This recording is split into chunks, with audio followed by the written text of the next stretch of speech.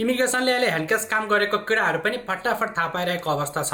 धेरै जसोहरूलाई चाहिँ यसरी चाहिँ ओभरवर्क गरेको भन्दा चाहिँ 30 दिनको जुम्बे भिजा दिएर सिधै नेपाल पठाइरहेको अवस्था छ। ओभरवर्क गरेर 30 दिनको भिजा दिए पछाडि नेपाल फर्क्यो भने त्यस पछाडि जापानमा अरू भिजामा आउन पाइन्छ कि पाइँदैन भन्ने विषयमा तपाईँलाई कल्दो लाग्न सक्छ। सुरुमा बुझ्नु पर्यो यो 30 दिनको भिजा दिएको कारण के, तपाईले यो रिजन लेटरमा लेख्नु भयो हेर्नुभयो भने पनि तपाईले यहाँ भेटाउनुहुन्छ।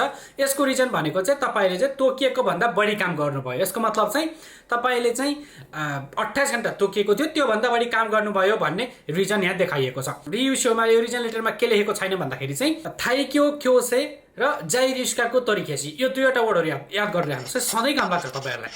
थाइक्यो क्योसे र जाइरिस्काको तरिकेसी। थाइक्यो क्योसे भनेको चाहिँ डिपोर्टेसन, तपाईलाई चाहिँ देशबाट निकाला गर्ने।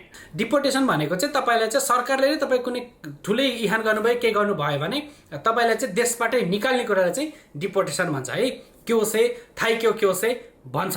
र अर्को भनेको चाहिँ जाइरिस्काको तरिकेसी। यो भनेको चाहिँ रिभोकेसन। तपाईको जुन जाइरियो कार्डको स्ट्याटस हुन्छ, तपाईको जापानमा बस्ने स्ट्याटस हुन्छ त्यसलाई चाहिँ खारेज गरिने हो। यो दुईवटा कुरा भएन भने र त्यहाँ कुनै पनि इमिग्रेसन लको आर्टिकलहरुको बारेमा यो आर्टिकल अनुसार चाहिँ तेरो भिजा चाहिँ तोरीखेसी गरियो, तेरो जाइरिस्काको तोरीखेसी गरियो अथवा तँलाई थाइक्यो क्योसे गरिन्छ, डिपोर्ट गरिन्छ अथवा चाहिँ जाइरिस्काको तोरीखेसी रिभोकेसन गरिन्छ भनेर लेखेको छैन भने यस्तो केसमा तपाई 30 दिनको भिजा आएर नेपाल फर्किनु भनेको चाहिँ तपाईको चाहिँ जाइरिस्काको कोसी नभएको, तपाईको भिजा चाहिँ रिन्यू नभएको अथवा परिवर्तन नभएको गर्न नसकिने कारणले गर्दा त नेपाल फर्की भनेर भनेको अवस्था हो। यस्तो अवस्थामा तपाईलाई नेपाल गएर पुनः अरू भिजामा आउनको लागि चाहिँ मज्जाले पाइन्छ।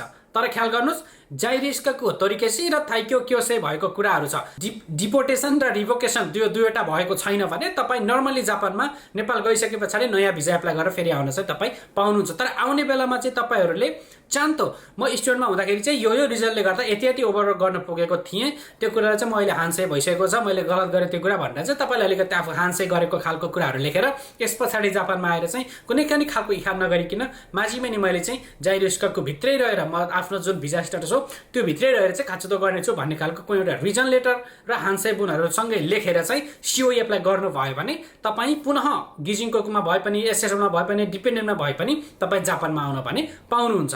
आउन पाइन्छ भन्दैमा तपाईलाई 100% भिजा दिन्छ, सिओई दिन्छ भन्ने चाहिँ हुँदैन। सो तपाईहरुको लागि यो 30 दिनको भिजा दिएर नेपाल फर्की भनेको कुरा चाहिँ देश निकाला पनि होइन, डिपोर्टेसन पनि होइन र तपाईको जाइरिस्काको तरिकेसी पनि होइन है। यो दुईवटा कुरा नभएको कारणले गर्दाखेरि चाहिँ तपाई पुनः जापानमा अरू भिजामा आउन तुरुन्तै पाउनुहुन्छ।